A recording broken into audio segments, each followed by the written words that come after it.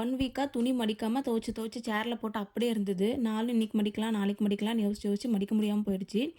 First மதியம் வந்து lunch முடிச்சுட்டு உட்காந்து துணியெல்லாம் ஃபஸ்ட்டு மடித்து வச்சிடலாம் அப்படின்னு சொல்லிட்டு துணியெல்லாம் மடித்து வச்சு அதில் எடுத்து வைக்கிறதுக்கே பெரிய வேலையாயிடுச்சு. இந்த 1 வீக் துணின்றதுனால ரொம்ப நிறைய துணி சேர்ந்துருச்சு. அப்புறம் ஈவினிங் போல் குளிச்சுட்டு வாக்கிங்லாம் போயிட்டு வந்துட்டு நைட்டு டின்னர் ரெடி பண்ண ஸ்டார்ட் பண்ணிட்டேன். நைட்டு டின்னருக்கு தோசை தான் பண்ணியிருந்தேன். குழம்பு எதுலன்றதுனால சாம்பார் தான் வச்சுருந்தேன். இந்த சாம்பார் வந்து பருப்பு இல்லாமல் செய்கிறது. என்னைக்காவது நைட் டைமில் இட்லி தோசைக்கு சாம்பார் சாப்பிடணும் போல் இருக்குன்னா டக்குன்னு செஞ்சிடலாம். எனக்கு ரொம்ப பிடிக்கும். டேஸ்ட்டு வந்து ரோட்டு கடையில் நம்ம சாப்பிடுவோம் இல்லையா சாம்பார், அந்த டேஸ்ட்டில் சூப்பராக இருக்கும்.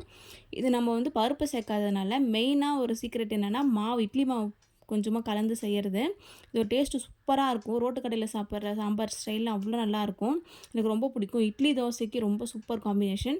உங்களுக்கு இது ரெசிபி வேணுன்னா சொல்லுங்கள், நான் கண்டிப்பாக ஷேர் பண்ணுறேன். நைட்டு டின்னருக்கு தோசை சாம்பார் வச்சு சூப்பராக சாப்பிட்டாச்சு. உங்களுக்கு இந்த வீடியோ பிடிச்சதா லைக் பண்ணுங்கள், சப்ஸ்கிரைப் பண்ணுங்கள். நெக்ஸ்ட் வீடியோவில் பார்க்கலாம். பாய்.